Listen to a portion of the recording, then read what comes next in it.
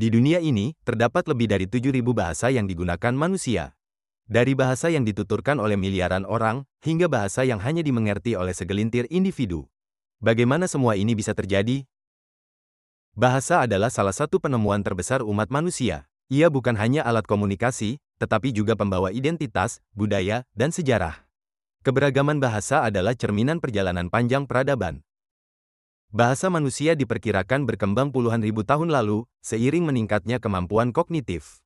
Awalnya berupa isyarat dan suara sederhana, kemudian berkembang menjadi sistem simbol dan kata yang kompleks. Dalam sejarah lisan, salah satu kisah terkenal adalah Menara Babel. Kisah ini menceritakan bagaimana manusia yang awalnya memiliki satu bahasa, kemudian terpecah menjadi banyak bahasa berbeda. Secara ilmiah, perbedaan bahasa terjadi karena migrasi. Ketika kelompok manusia berpindah dan terpisah secara geografis, bahasa mereka berevolusi secara mandiri, menghasilkan keragaman yang kita lihat hari ini. Bentang alam seperti gunung, hutan, gurun, dan lautan berperan sebagai penghalang alami. Isolasi geografis ini mendorong bahasa untuk berkembang secara unik di setiap wilayah. Setiap masyarakat memiliki cara pandang dan tradisi yang membentuk bahasanya. Kosakata, ungkapan, dan struktur kalimat seringkali dipengaruhi oleh kebutuhan, nilai, dan kepercayaan budaya setempat.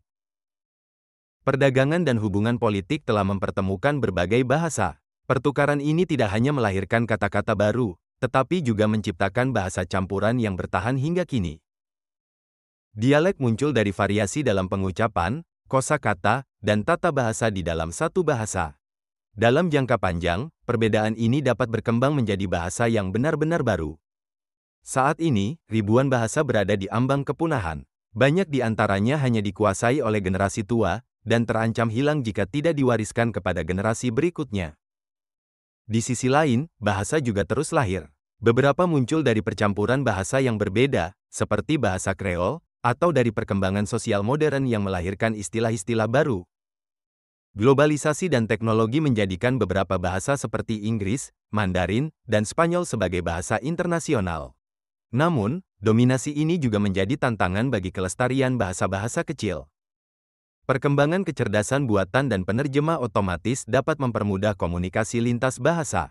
Namun, keberagaman bahasa tetap penting untuk menjaga kekayaan budaya dunia. Keberagaman bahasa adalah hasil dari sejarah, geografi, budaya, dan interaksi manusia selama ribuan tahun. Memahami asal-usulnya membantu kita menghargai warisan ini, dan mendorong kita untuk melestarikannya. Bahasa adalah identitas dan warisan budaya yang tak ternilai. Menurut Anda, bahasa apa yang paling menarik untuk dipelajari? Bagikan pendapat Anda di kolom komentar.